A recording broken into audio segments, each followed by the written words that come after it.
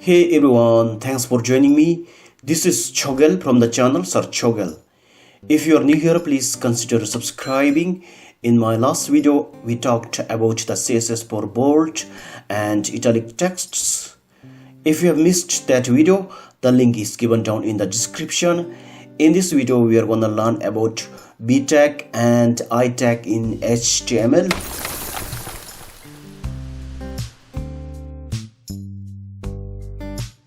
Let's type here a B tag. Now let's type a text. This B element can render the text in bold, okay? Let's create here an I tag. The I tag can render the text in italic.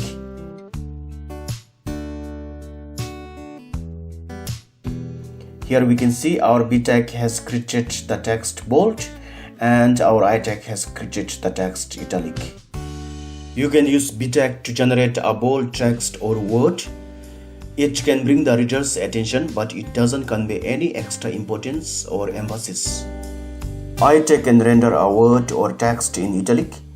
The I element defines a text style, an alternate mood or voice, a technical term, a thought, a phrase from another language, a ship name, etc.